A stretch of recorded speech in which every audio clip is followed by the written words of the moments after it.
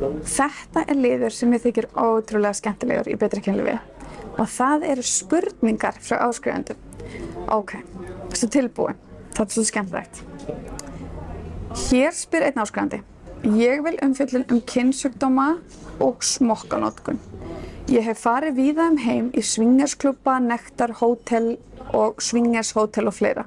Ég reki mig á að alls ekki allir nota smokka, sérstaklega þegar hjón að leika með öðrum hjónum. Ég hef verið með threesome og í fivesome hér heima og þar engin krafa gerð smokka.